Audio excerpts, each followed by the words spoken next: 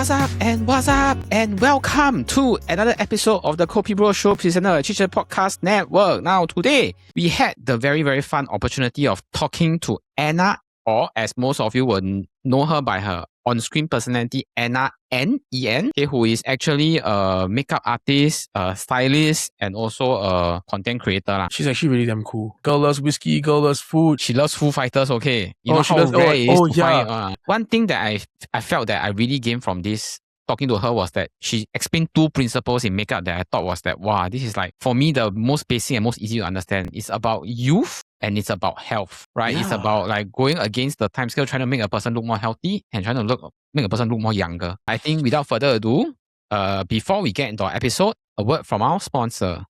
This week's episode is brought to you by our friends at SGWatchHub, your one-stop platform for all things watches in Singapore. Whether you're buying, selling, or simply obsessed with timepieces, SGWatchHub connects you to sellers, retailers, and fellow collectors so you can find that perfect watch for your wrist. And it's not just a marketplace. They also offer a full range of watch services, repairs and polishing to strap replacements, protective films, watch winders, and even authentication. SGWatchHub also works with amazing brands like Humanism, an independent design studio from Singapore that turns time into art. Instead of traditional hands, Humanism watches use laser cut rotating discs to create mesmerizing kinetic patterns on the dial. You're not just reading time, you're experiencing it. One of their standout pieces is the design, part of Humanism's philosophies collection. Inspired by how we exist and experience time, the design forms a constantly shifting starburst pattern as the discs rotate. And here's the exciting part. SGWatchHub and Humanism are partnering with the Chit Chatter for a special giveaway. If you'd love to get your hands on this beautiful piece, head over to our Instagram page and follow the instructions in our pin reel to take part. If you love watches as much as we do, check out sgwatchup.sg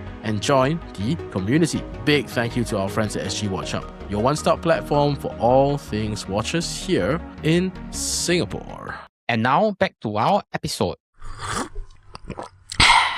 Welcome to another episode of the Kopi Bro Show presented by the Chit Podcast Network. Now, our guest today is a Singaporean fashion, hair and makeup stylist who has built a prominent career working with local celebrities, brand and media production since 2009. She has become known for her creative, versatile looks and on-set experience, building a strong personal brand as a freelance stylist and makeup artist in Singapore's fashion and entertainment scene. Join me in welcoming Anna. Hello, Anna. Hello. Thanks for having me.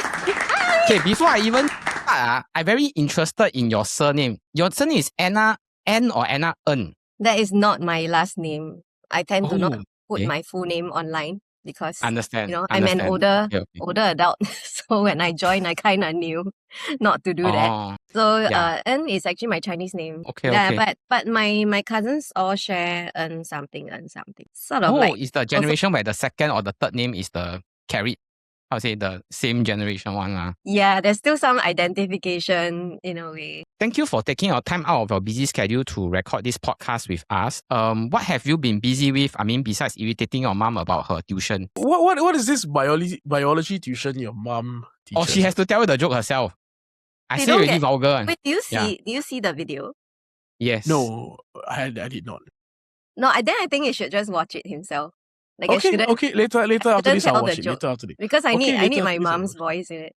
Yeah, but the joke will be very up Young's alley lah, based on his searches and his his search history and the things that he watched. Yeah. Hey, excuse you. You are no innocent Bambi here, okay? I did one last night. I did one video last night. I think you might relate to it as well, since we're all bilingual here. We normally start off our podcast, talking about the origins, learning about the origins of our guests. So we'd like to take it back. How did you start all this, the whole fashion and then into makeup, and then could you elaborate on it? I was always interested in art. When I was a kid, right, I used to dress up my younger sister, dress up, do her hair, and I was 6, she was 3, so she let me do it. I will drag her. If she don't want, she also have to be my doll lah. So I would dress her up, and then after she's all dressed up, I'll slow dance with her. I'll put on some music. That's so nice. We'll pretend we're at the ball. Yeah. When I was Sec 4, during O levels, right, I was doing art. I was supposed to go into triple sciences, but I decided I want to do art. So I was the only one in my cohort that decided to sort of opt to a different class when everyone's trying to get into triple science. So I had this whole thing where I needed to do art, you know. For some reason, I decided, let me just ask the art teacher, is there a segment where I can do fashion design? Then she's like, yeah, I have. I did fashion design for O-levels, for O-level art. It was interesting because there's no one else in my class who was doing that. They were just doing the painting stuff. After O-levels, it was quite a natural progression into wanting to go into a fashion course. So I did pretty okay for my O-levels. So I just put like the apparel design for TP, Temasek Poly, as my first option. And I immediately got accepted in, right? But I didn't sit well with me because they didn't see my artwork. So I That's figured based on results.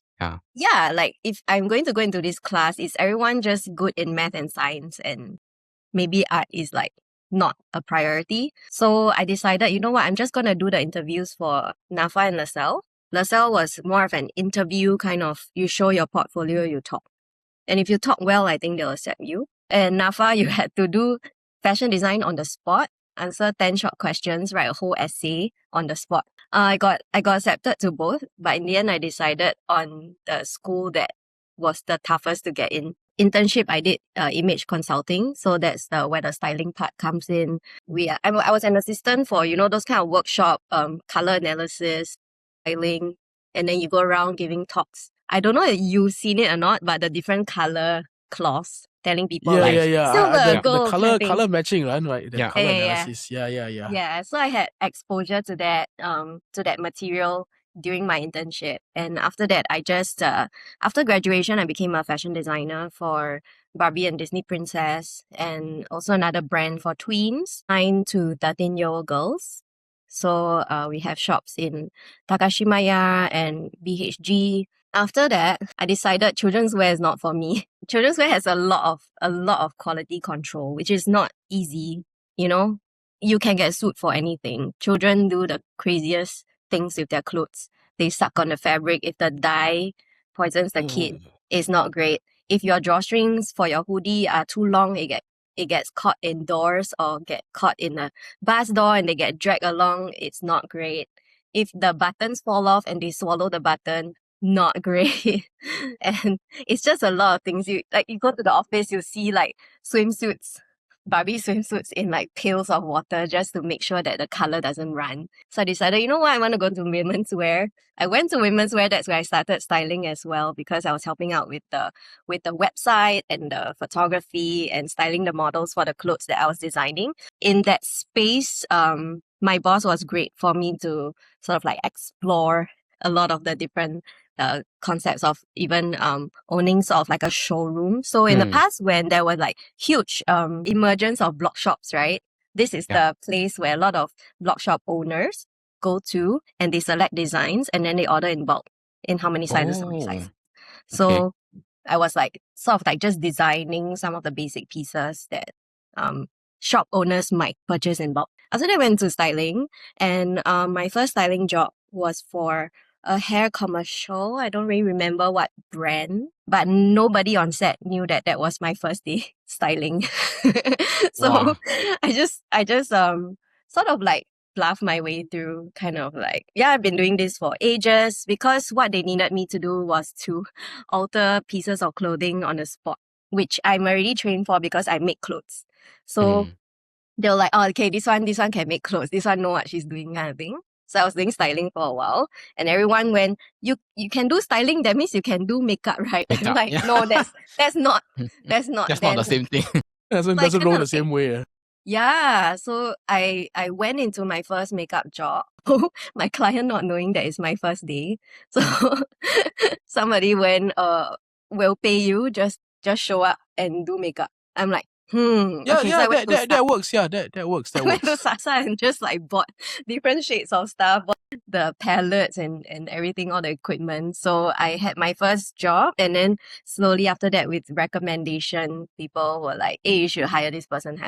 That's how my business in makeup started as well. Social media only sort of like started when I joined NOC in 2013, Night Owl Cinematics. And that's where I was exposed to a little bit of the social media, Instagram kind of stuff. But before that, I already like was dabbling a little bit with Tumblr and understanding the influence of, if you go to a food stall, you order maybe the 3 dishes, then I understood that there's some sort of pull factor there, because there's one time I went to an Indian stall, I ordered 3 dishes, and then my friend was like, hey, you know, everyone came to my store and just only ordered the 3 dishes that you mentioned it on Tumblr. So I was like, okay, if I can help people like that, I can help like food businesses and all, that would be great, because some really struggle to get their word out. After that, COVID was the one that sort of like thrusted TikTok, right? Everyone went on TikTok. Yes. And I started getting more comfortable talking on camera.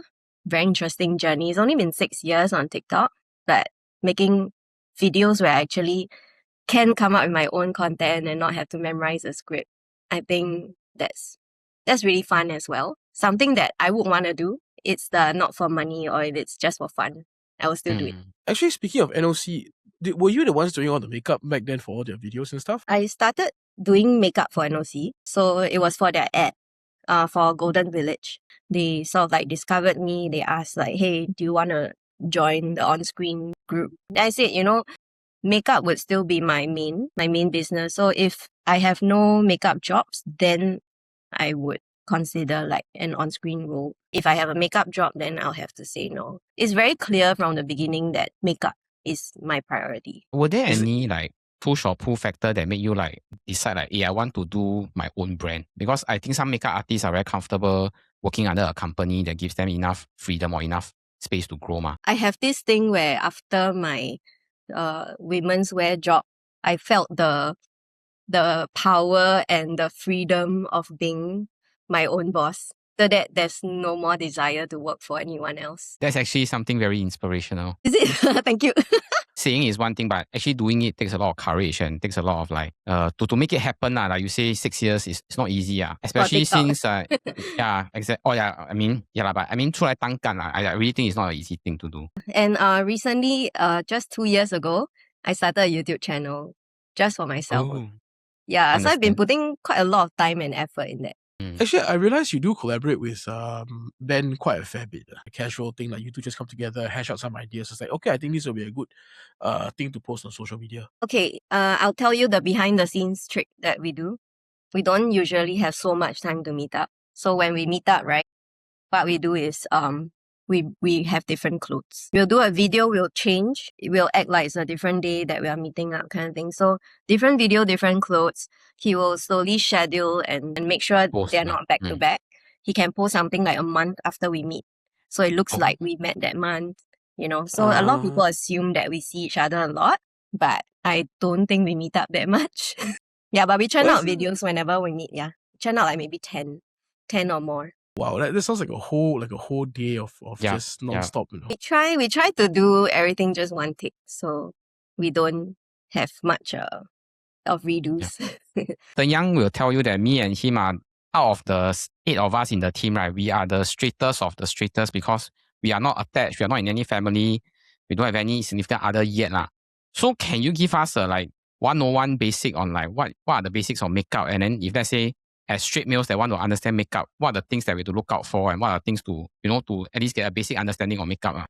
My approach to makeup is also like why I call myself Uncle Anna, because of all the dad jokes that I do and a lot of things that I view, like how I view the world. I feel like I also view it from a little bit of a different perspective. When it comes to makeup, it's not about vanity for me. Makeup, usually when I'm hired to do makeup for people, you have to remember 2 things. So one is health. Second is youth. We can all relate. If you are looking for a partner, or if you are looking for someone of interest, you look at how somebody is looking healthy, full head of hair or fit. Some people have different criteria, good skin or something, well rested. And then youth, you're fighting with gravity. So gravity, usually you have the opposite of youth, which is thinner skin, saggier skin, or signs of things like just dragging down. So when we talk about health, many times you look at color. So for example, you look at your friend, if you got one obaka on the face, it stands out a lot. They're like, hey bro, what happened to you? You're gonna beat, Or if someone didn't sleep well, got the eye bags, you go, hey, what happened? So tired. All this, right? Or got a lot of like sudden acne flare up or allergy flare up. you see the change in color, spots of red or something. So when it comes to makeup, sometimes I call it health, to help cover or reverse these kind of things where it's very obvious to people. The common one is the lack of sleep, the tiredness looking. So when it comes to color, the color wheel, you have the opposite colors. So basically, I focus a lot on color correction for somebody. So makeup is very important for like a male talent who is going on camera as well to look more rested. If you actually look at prosthetics, your skin is not just brown or beige. There's actually a lot of colors in your skin. So sometimes we do the prosthetic makeup, right? There's specks of blue, there's specks of red, there's specks of pink, and there's specks of brown. Human skin is very complex. Many colors. So let's say your eye bags look a bit blue or look a bit greenish kind of thing. You tend to counter it with the opposite color, either orange or yellow. You think like, I'm going to put orange on my skin or yellow on my skin kind of thing. But if you put it at the right spot, it neutralizes the color. The second one, youth, you're talking about things sagging and things like coming downwards. What does it create? It creates shadow. So when you're working with shadow has depth. And you have also a lifted piece of your skin that is of a higher, it's called like highlight, Yeah. So when you have shadow and highlight, what you can do is with makeup, you can also push something down or raise something up. So that's how you understand the youth part of it. You can raise certain parts of the face using different types of makeup in that theory. Sometimes you look at a healthy person, there are two or three factors. You just see like, this healthy person's skin looks very uniform and consistent. There's no sudden black piece or red piece or, patchiness stands for allergy, and then eye bag stands for tiredness. And you're just looking for health and youth sometimes. So it also applies to hair. Like for makeup, when I do makeup for men, I also bring down their hairline because that also represents youth, right? So you cover any bald spots, you bring down lower hairline. the distance here lah. Lower the distance, make them look well rested. My next question will be, because you run your own makeup company and brand so it's quite a competitive industry because sometimes, like let's say models or people go to certain shoots, they are expected to bring their own makeup. So how have you had to separate yourself as a brand or separate yourself as a company? I don't feel that it's very competitive. Wow, okay. I think that's after a while, you have your regulars and you have the producers that work with you that know that they don't have to really handhold you so much because they know you always arrive on time, you always deliver, you always communicate and work as a team. So there is more than just competition. It's more like what kind of makeup artist, producer or film crew would prefer to work with. So it also relies a lot on your personality, how you integrate well into the team. Are you able to review who some of the biggest names that you've done makeup for? I think the biggest, I guess, globally that a lot of people know, I've spoken about it before, is Michael Bolton. He's a music legend from the... No way, Michael Bolton? Yeah. So Mr. Man loves a woman himself. Yeah. Wow. Yeah. Man loves a woman. Yeah. Oh my goodness. When he comes to Asia, he'll call me to do his makeup. And we've worked together in Asia. So we did Taiwan and Malaysia, the Philippines. Makeup for celebrities is definitely interesting because you work with their manager a lot. And if you tour them, you get to see their accommodation, which is quite lavish, I would say. It's quite fun to see. Some it's the really presidential suite kind of thing. You're thinking, why do I need a library in this room? Why do I need a baby grand in this room?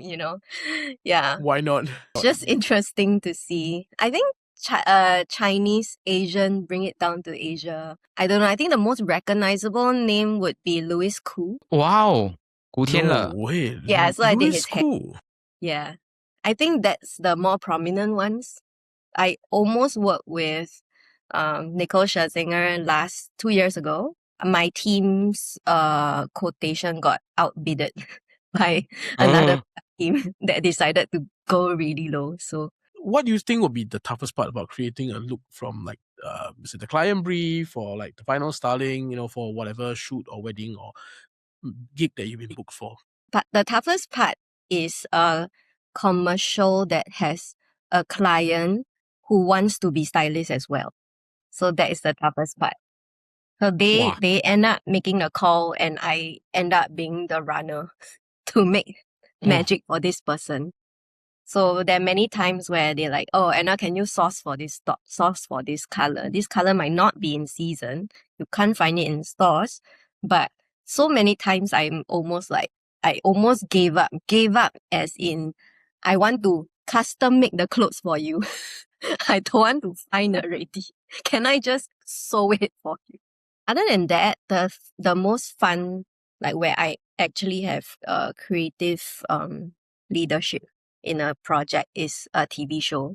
So if it's like a series sort of thing and I'm styling the hosts, different judges or what, that is the best because all I have to talk to is the talents, the hosts themselves, and also the director. So as long as these three groups of people agree on what they should look like, we are good. And then, it's just a very close-knit kind of teamwork kind of thing. In these kind of cases, they would trust you to just do the look, like everything you make the decision. Yeah. And also, the thing about being a stylist is sometimes you walk into a store and you just have to sign something and you walk out with huge bags of clothes without paying for it, Wow. But it's quite scary sometimes because when you style, you also work with very expensive items. So there was one time I was doing a Paragon commercial where they had a lot of luxury jewelry that could go up to $500,000 or something, and I had to sign. So if it's damaged or lost or anything, so you have to really be a hawk eye. They can't even go to toilet themselves, kind of thing. The model can't wear it to the toilet. Model is putting on the watch. I was below with the tray. I was like, you better not drop it. I was squatting under it. Oh my God. Frame. Oh my God. I'm very scared he dropped the watch. Things we didn't know were a hazard. Wow, I didn't know you had to handle 500 plus thousand, 1 million kind of thing. Just imagine you just holding a thing out of frame like please don't drop. Please. Yeah.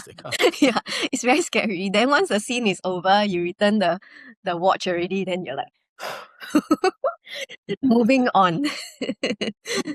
Do you happen to work with any particular hairstylists or other stylists when it comes to styling the look of, say, like a celebrity or like a star or something? I get together my own team. So I have a hairstylist that I rely a lot on. I do hair as well, but I can't cut hair. This guy is through and through 100% hair. So even he cuts my hair. So that's how much I trust him. So sometimes I hire him to be part of my team. Wardrobe, I definitely need an assistant because sometimes I'm the one liaising with the director and finding out the whole objective of the film. So if I have an assistant who can help me just do the menial task, like steaming, ironing, hanging up clothes, unpacking things, packing things, right? Those things take a lot of time, a lot of muscle, but it doesn't take a lot of, so you can just switch off and just start ironing stuff and packing things, I don't work out, so I don't have muscle. So sometimes I have the person also help me carry things. I've actually become a one-man show before for styling 3 people and makeup for 4 or 5 people. It takes a long while trying to put together a wardrobe. So I have done, for example, StarHub, right? StarHub, they told me, okay, this for the sports channel, we can't do red, we can't do orange for reasons you both know. Sportswear without red and orange is also quite tough. So what else do I have on the color wheel, right? Purple, green, yellow. Then they say cannot use white. I'm like, yeah.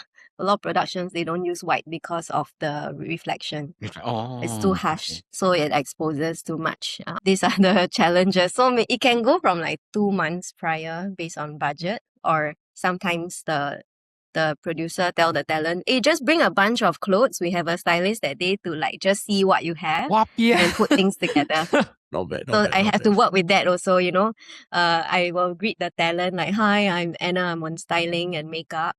Do you bring your clothes? Can I take a look? You know, then they, oh, okay, pass it to me. And then I just bring it to the room just to figure out what they brought and work with that. Yeah. What are some of the factors that you would take into consideration when styling a person? Say like they bring their own barang and then you just have to pick and choose. How would you style the person? It's definitely based on the objective of the film first. What the director needs this person to be in. Is this person acting as themselves or a character? So if the character requires them to look older, we will choose certain types of clothes. If this person is just themselves, as in maybe they are an internet personality or celebrity, they have their own style already, then you want to reinforce that, no, this is their signature look, they have to look like this. If not, people will find it odd that, you know, it's sort of out of sorts. So it's less of what I want for them, but it's what the whole team needs to tell the story with. But regarding like body type and all that, it's all with the whole styling theory. There's different silhouettes that I look out for. Simple things. If you have really broad shoulders, we don't give you more shoulder pads. You know, it's just proportion. When you're really short, as a short guy, we don't put you in a double-breasted jacket because it'll make you shorter, kind of thing. So it give you like either just like a one button jacket or you know, something that doesn't make you look more short or something. I think you shared a bit about like why you started social media, like you wanted to help people and you realized that some of your posts actually help some of these businesses, right? So I wanted to ask like, was this your initial reason for starting and how has it evolved? Yeah, it actually was a very big push factor. And it went even further during COVID, where F&B was hit really hard. There were, of course, F&B reaching out like, can I just send food to your place? Can you just post? Okay. And can you like give us a shout out kind of thing? The main challenge is why the food is not good, you know? But I've been quite lucky. Only one place sent me food that I don't think was great. I mean, of course, you still help out brands, but you also said that some of it is because you like doing it, like you like irritating your mom, or like, you know, you talk to friends. Sometimes it's an idea that just came out, you know, and then you started filming. Yeah, so it feels very free and easy. Feels like something that I would still do in real life. So jokes and all that pop into my head. I'm like, yeah, just film it lah. Sometimes I don't even tell my friends I'm filming a joke. So I just put the camera on. Is it the one you just did with the stick, the neuro or something? I just saw the video. The neuro one, even the Putian one is, my friend had no idea I was gonna film a joke. She got so angry. The neuro one, I saw it just now. I think it was earlier in the afternoon. I was like, what the fuck? Neurosurgeon. Yeah, neurosurgeon. That's how my brain works. Sorry. I was like, oh my god. If there's pressure for me to be funny, I feel like maybe I'm not funny. But if there's no pressure, I'm relaxed, I'll just naturally be funny, I feel. I realized that your social media content is actually really just your everyday life. It really has, as in, very little about your makeup work. Like, is that something very intentional? Like you feel that this one is an extension of yourself, you don't want to mix with like your work and your makeup? I used to have my makeup works on it, but I realized that I don't really need to advertise my makeup. I have my regular production houses, and it's like the industry that I work with is quite niche. I only do film sets, right? Yeah. I think there are many people who would see my social media and happen to be a producer. I decided, let me just not confuse people. Let my makeup job be my makeup job. When I was younger, I had this exposure to different people having different businesses, and then they are also an online personality. And with that mixing together, if you are one day, touch wood, cancelled, your business goes down with you because it's attached to your brand online. Yeah. When you're separate, or if, like, for example, my makeup business is really just me working behind the camera on set, you do not need my face for that. You do not need my identity. You just need me to provide a service.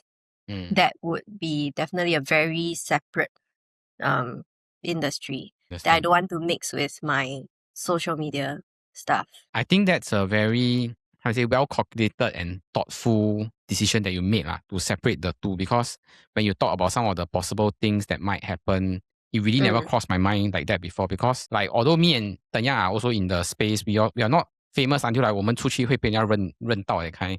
And then if touch wood anything happen to us, I don't feel that it will affect the brand also lah. But I mean, different things for different people ma. Yeah. Because sometimes I do host.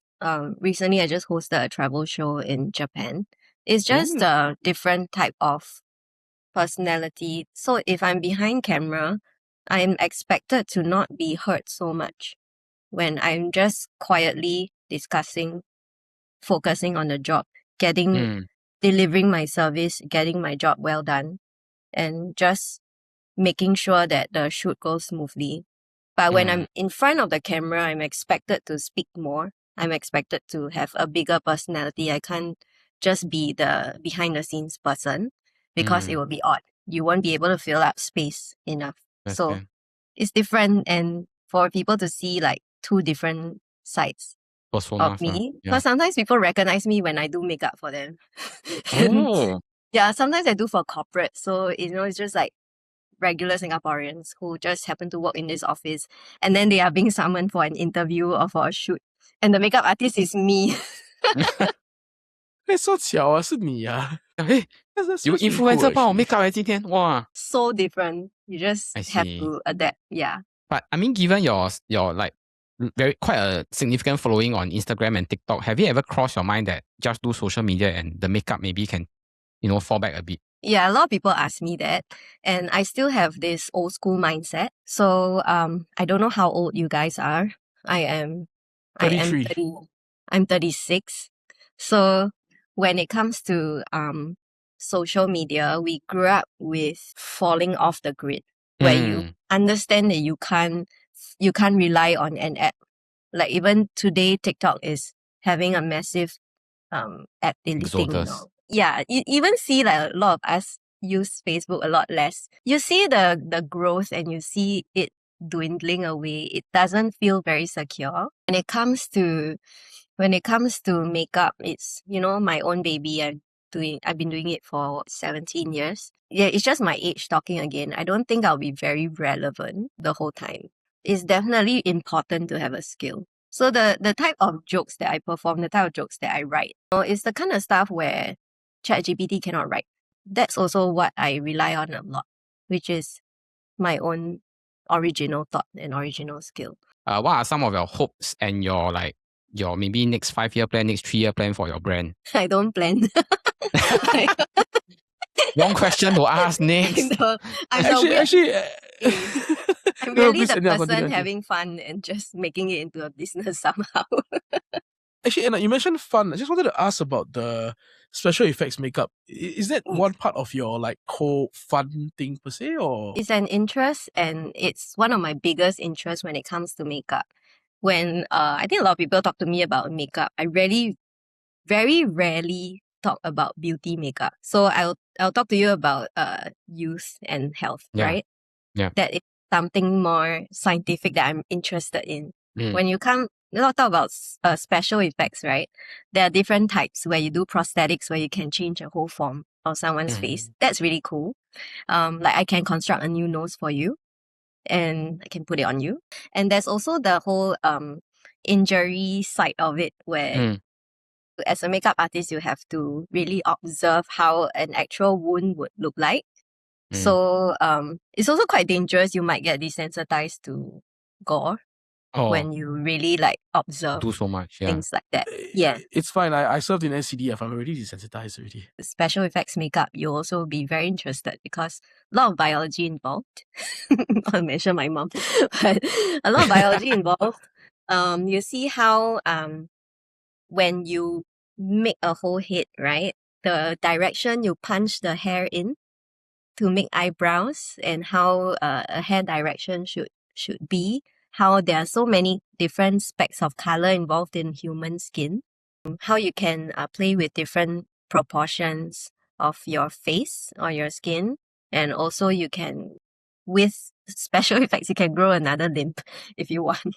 There's so many possibilities. Oh, and also there's the horror aspect as well. You can turn someone into a ghost or a zombie. So that's, yeah. We would like Sure. to end with a round of quickfire questions. Although you have mentioned Michael Bolton, what is the favorite celeb you have styled? Still Michael Bolton. He's like such a nice gentleman. Next time he come, I want his signature. Your go-to comfort food? My own cooking. Oh, okay. Ooh. Have you ever thought of doing like your cooking on social media and stuff like that? I don't know. I just cook what I like. So I started meal prep. So I've yet to edit all the meal prep videos for my YouTube. So maybe one day you'll see it. Favorite grunge band? Foo Fighters. Classic. Yeah. I know all the songs. I'm really hardcore Foo Fighters. I think one day if Foo Fighters comes to Singapore again, maybe Dave Grohl should reach out to you to get you to do his makeup and styling. I saw him at F1. I bought an F1 ticket just to watch Foo Fighters. I was lucky that Baby Metal was also right before Foo Fighters. So I managed. The Japanese band? Yeah, dude. Foxtrot. Yeah, dude. I think for Foo Fighters, last year F1, they weren't really performing to Foo Fighters fans. There were a lot of people who don't know Foo Fighters songs. And they just had their 21-year-old drummer join. So I think that was like the first or second month with the band. So I can tell that Dave Grohl was also listening out to the drumming quite a bit while they performed. And he also asked the crowd, is this how many of you are watching us for the first time? And then a lot of people cheer. He said, I see what kind of crowd I was so disappointed. You're like true fan. You can even notice like the way the drummer is playing. Yeah. You know? He's a boy, and Dave Grohl is a drummer, right? And he is. Yeah. Right, yeah. And he and the previous drummer that passed away, they were so close. Yeah. And the drumming style was so similar as well because he was also a mentor to him. Yeah, to Taylor Hawkins. So it's very obvious that he was listening out to the drums. Then after he found out there are a lot of people who don't really know Foo Fighters, then he became a bit guailan. Yeah, I see his face change. Then after that, he like, okay. So my friends all nag at me. They say, why you go to the F1 one? When you love a band, never go for the F1 performance. I'm like, I learned really. Yeah. So before we go, could you let our audience know where they can find you on social media? You can find me at Anna_EN on Instagram and also Anna N on YouTube, where you can see more long-form content and of my travels and everyday life. Go and find my YouTube. This is going to be on YouTube, right?